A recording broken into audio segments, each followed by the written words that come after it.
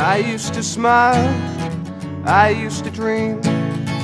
I had high hopes about the man that I could be. I fell in the river and I got pulled down, but I keep my head up the second time around. Cut. Lovely.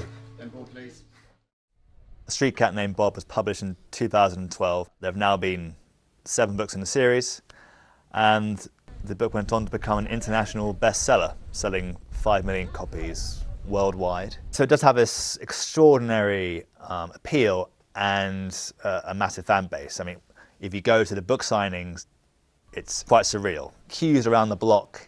We're not just making the film for them, but we don't want to disappoint them.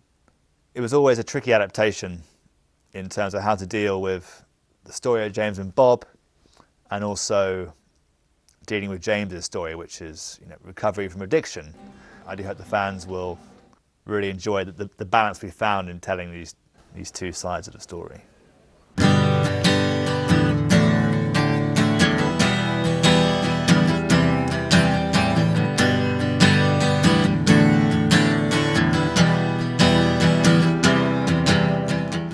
I think this story, the book James wrote, the reason it's touched so many people, I think, is it's got such a purity to it. I think it's pure and hopeful and beautiful in the way that by James's act of kindness, spending his last 20 quid on getting medication for Bob, and more than that, taking care of him and looking after him, they beautifully balance each other in their worlds, and they're both at that moment very vulnerable, and they sort of come together and they help each other, and there's, you know, there's something so kind of positive and beautiful about that. Excuse me, do you know whose cat this is? What did you do to it? Me, I didn't do anything. I just found him over there. He's bleeding. Don't just stand there. Betty is a firecracker who James meets, and Betty comes into his life with her own past that she's dealing with. She helps mend Bob and introduces a new side of life to James. She is the brightness in this world of darkness for him. She's an example of how you can go through grief and loss in your life and use it in a positive fashion. She's taken that loss and turned it into compassion. The Christmas scene is a beautiful scene between Betty, James and Bob, because it's a moment in their lives where they can feel joy and happiness, and they've all come together, and at a time when the rest of the world is celebrating with their families, they've chosen to celebrate with themselves, and they're having a happy Catmas instead of a Merry Christmas. This is a Christmas song for Betty and Bob. You need this in your life. This in your life today. James is a very talented busker, and this is the first time that Betty hears him sing, and she's truly drawn to him by it. He's a beautiful singer, and he's got such a lightness in his voice, and it's the first time she sees that. And Bob just being in some sort of Christmas food coma on the sofa is just a really nice touch in the scene. Working with Rita was lovely. Yeah, she's brilliant. We had the first 2 weeks basically when we were just doing our scenes together. In the whole Christmas sequence, yeah, we get into a bit of a song at one point. Need this in your life. Okay, cut.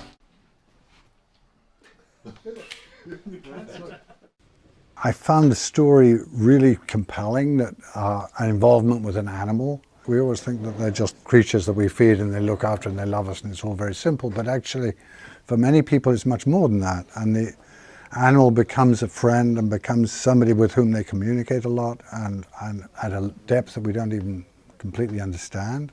It's an amazing relationship, and you can see that it is far beyond the usual, and that both sides accept the other on a different kind of level, an intuitive level. It's fascinating. The cat does things that no other cats would do. Go in the middle of the traffic, ride on buses, ride on bikes, all sorts of things. And it does it, I think, just because it's with the right person. Roger's passion and love of creating moments between animals and human beings is so lovely to watch. He gets a real genuine thrill and excitement from it. I can see on his face. Can you give me a high five? The real James is there, and he's obviously lived through a lot of these moments. I've played real life people before, but not when they're living and not when they're there on set and passing their own cap from his shoulders to mine before a take. It's very sort of surreal. Some days though it's really strange. Yesterday being at the Big Issue office where he'd actually been and had this exact interaction. And action. You know they say weed is a gateway drug. Yeah, I'm a little familiar with the concept. The big issue is the gateway opportunity. We'll start you off with a handful of free ones, just like a pusher, right? You sell those, the next ones you buy from us. Sell them, make a little profit, buy even more. After a while, you'll get better territories, work your way up, etc., etc. And if you can't sell them, we don't buy them back. So you've got a plan. And you get one designated territory. Poach on anyone else, and you're done. Period. Boom. Clear? Boom, clear. It can be quite surreal to have James on set because I'll be playing a scene with fake James, with Luke, and I'll walk off and run into real James, and it's quite bizarre because the whole production is here because of him and Bob, and it's heartwarming, and it just keeps us with the knowledge of why we're doing it. I first had James round to my house about 5 days before we started filming, I think. But it was amazing to have the person you're playing and right there with you, and in ways it's given me a sort of confidence. What are you going to do now? Well, first thing, I've got to find a way to thank you. Ah, come here. Oh, sorry, did I hurt you? In a good way. Sorry. It's fine. All right, come on, mister. Come on, up you come. Up you come, come on. Come on, good boy. All right. You take care of yourself. And you. We are somewhere in London. I'm not quite sure exactly where we are. In a semi-derelict building, which has been Val's office. The set is where Luke's character James would have come to meet his key worker every 2 weeks when he's on the methadone treatment programme. Luke's built this fantastic character, and when you meet James, Luke really has got his mannerisms and his voice, his accent, all these things really, really down to a T. You got yourself arrested and you didn't get your methadone. James, you are so close, don't lose it now. It wasn't my fault, all right? None of this, it wasn't my fault. It's been wonderful to be able to speak to James and ask him questions about, you know, is this realistic? Is this how somebody of, you know, in my character's job would be? And, you know, so it's been really, really, really helpful. And the real Bob is the best trained cat we've had. He's amazing.